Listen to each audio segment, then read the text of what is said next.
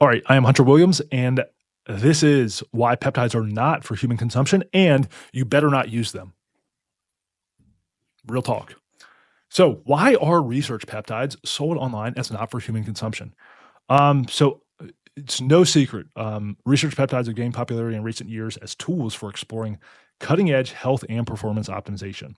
So, despite their growing use and undeniable benefits, which they are, they're almost always sold with the label not for human consumption. So, this is often very misunderstood, especially to the newbies of the world, which leaves many to question why such a label exists and whether it's illegal to purchase peptides online. Is it illegal? So, here is why they are sold for research purposes only, and why you will see that pretty much on everyone that sells them to you on the internet. So, reason number one, they are injectable. So, injectable peptides are oftentimes, I'd say 90% of the time, only effective if you inject them. So, injectable peptides avoid degradation by stomach acids and digestive enzymes, ensuring full potency and bioavailability, which is why they must be administered via injection. Also, injectable substances require sterile production and storage to prevent contamination or infections, leading to increased scrutiny from regulatory agencies. Um, there's very complex administration, not really, but to the outsider looking in around injections. So the need for syringes, proper dosing, and injection techniques make them more complex to use, which adds a layer of responsibility to you, the end user. And they're oftentimes classified as drug delivery systems. So, because injections are commonly associated with pharmaceutical drugs, they fall under more stringent oversight compared to oral supplements or creams. So, this is why, as I understand it, you can't buy anything for human use that is actually injected. Meaning that if you inject something, by the law, it has to be a pharmaceutical product. Well, research peptides, by definition, are not pharmaceutical products. So, if you want to sell them for human consumption, you can't. And that's just because of the nature of the world we live in. You can't go on Amazon and buy something that is for you to inject into your body that's designated for that and has instructions on it that's not a pharmaceutical product. So, again, maybe the law changes in the future, but that's just the nature of what we are. Number two, they are not FDA approved. I actually would think if something's not FDA approved, I know I'm being exaggerating here, but I'm like, man, that's probably something I want. But here's why they're not FDA approved. So the FDA approval process can cost hundreds of millions of dollars, making it unaffordable for smaller companies that sell research peptides to even get FDA approval. Um, and here's why most peptides are not approved by the FDA. Many peptides are derived from naturally occurring proteins in the body, which disqualifies them from patent protection under current intellectual property laws. So why would someone why would someone spend a bunch of money trying to get something FDA approved that they can't actually recoup their investment on? Doesn't make sense business-wise. So many doctors prescribe FDA-approved drugs off-label for similar uses as peptides, which makes companies hesitant to pursue approval for peptides that would compete with these drugs. There's obviously, because of the nature of them not being able to be patented, there's a lack of large-scale trials. So due to the absence of pharmaceutical company funding, peptides lack the clinical trial data necessary for FDA approval, even though many studies show that they're safe and efficacious. And lastly, the FDA often prioritizes treatments backed by large pharmaceutical companies. Why? Because they get a kickback, which creates a systemic barrier for innovative but unpatentable substances like peptides. So there you go. The FDA does not want peptides, and that's why. They also siphon money away from big pharmaceutical companies. So peptides like BPC 157 and TB 500 help heal injuries and inflammation, which reduces dependence on long-term pharmaceuticals like painkillers, NSAIDs, and anti-inflammatory drugs. They also, I know this is a shocker, but peptides focus on the root causes. So many peptides address underlying issues such as mitochondrial dysfunction or tissue repair, whereas traditional medications often only manage symptoms without addressing the root cause of someone's disease. And I know that sounds simple, but a lot of people just don't understand that. There's also going to be a reduction in demand for traditional medications if more people use peptides. So widespread peptide use would likely decrease the market for costly medications in areas of disease like diabetes, arthritis, and heart disease. They also encourage preventative health. So improving health at a cellular level, peptides could reduce the need for many medications, which create a preventative approach that contradicts pharmaceutical business models, which are a disease management approach, if you will.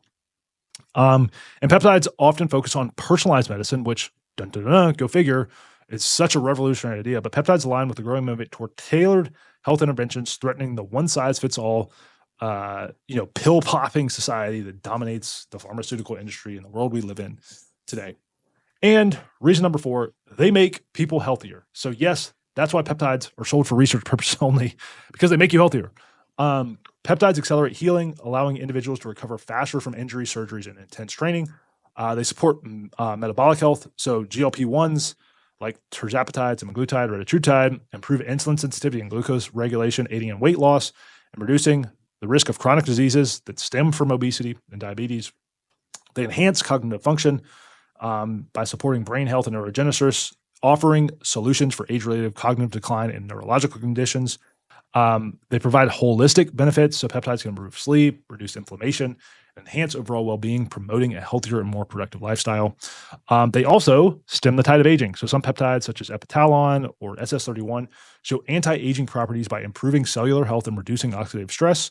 And then also we have reduced dependence on medications. So healthier individuals require fewer traditional interventions like statins, painkillers, or antidepressants, which create long-term independence from pharmaceutical treatments that you will never have to be dependent on for the rest of your life. So yes, peptides are frowned upon by the mainstream because they make you healthier. Go figure. Now, the next thing I want to address is why buying peptides from research chemical companies, as it stands right now, is not illegal. Now, I'm not a lawyer. I will never be a lawyer. This is not legal advice. This is me talking out of my behind on the internet. So this is just for entertainment purposes only. So I'm not a lawyer. Don't take this as legal advice. And for the video purposes of the overlords that watch my channel, this is not legal advice. 1, research peptides are sold under a classification that is separate from drugs or supplements. They are considered research chemicals which can legally be bought and sold for laboratory and scientific purposes. That is completely legal to do. As long as the buyer and the seller adhere to this framework and do not market or use the peptides as drugs, the transaction is lawful. So even think about this. If you are a lab and you're doing experiments on rats, you will have to buy tirzepatide as a research chemical. You're not going to go get a pharmaceutical prescription for it because that's not what it's for. It's really for you and your lab to do so. So anyone can do that. There's also the responsibility of the consumer. So the burden of responsibility lies with the purchaser to use the peptides appropriately under the law. So by law, sellers must include disclaimers such as not for human consumption to protect themselves from liability and to comply with regulatory standards. So while this does limit their ability to market peptides directly as therapeutic agents, it does not prevent consumers from conducting research, like I said, or purchasing peptides within legal boundaries. So again, the onus is on the consumer. This is what companies have to do. There's also loopholes in the regulation. So the lack of FDA approval means peptides are not subject to the same restrictions as pharmaceuticals. So this creates a regulatory gray area in which peptides can be sold for research purposes without being classified as drugs. So this is why peptides will often have labels for laboratory use only, for research use only, not for human consumption, those type of things. And then just to sum up, peptides are very, very powerful. You wouldn't be on my channel if you didn't believe that, or at least be interested in that. They have immense potential to transform health and performance, but they exist right now in a regulatory gray area. Who knows what's going to happen heading into 2025 with a new administration? I don't know. I hope it's good. I hope it's good for everyone and for the health of the world, but we'll see. By labeling peptides as not for human consumption, manufacturers and sellers are able to navigate the regulatory environment while still making innovative compounds to bring to researchers and enthusiasts. And if consumers understand these nuances, it clears up misconceptions, but also it empowers you to be sovereign in control of your health. If you want to understand finance, you go and you learn about crypto and you learn about banking, you learn those things to take charge of your finance. If you want to learn about health, you go and learn how to use peptides on your own. That's why people like me exist, and that's why I bring you this type of content. And so remember, while buying peptides for research purposes legals, always ensure you are buying them from reputable suppliers and using them responsibly, to which I will never recommend names publicly on my channel. But if you're on my email list, I can, because again, the overlords that monitor us do not want me doing that, because ultimately they probably don't want people to make money helping the world be healthier. So I probably sound a little fired up about this, but it's because we live in such a backwards world. So that's it for the slides. And that is why peptides are sold for research purposes only. So again, this video is really for people if you're new to this world and you're coming into the ecosystem to have kind of like a foothold and to like understand what's going on here. It's kind of one of those things, it's like an unwritten rule or, like kind of like what's the other word? I'm blanking on like the other term for it, but it's the unwritten rule of like how business is done right now based on legal and regulatory structure. So again, I don't have a crystal ball. I don't know in 5 years where this is going to be. I hope in 5 years exponentially more people have access to peptides, and I'm going to be doing my best to help bring that to the marketplace. So I can assure you of that. But for anyone that was curious about why you can't just go buy peptides like you can go buy vitamin C from Amazon, this is why. And ultimately, like we're kind of in this big game and dance back and forth with David versus Goliath of, independent people wanting to bring peptides to the world and big legacy systems that do not want us to be healthier because they have a vested interest in making sure that people are sick and diseased. So that's what it is. That's the nature of the game. So hopefully, if anything, this was, informative and educational for you guys. So appreciate you guys. Much love. And I'll talk to you in the next one. Peace.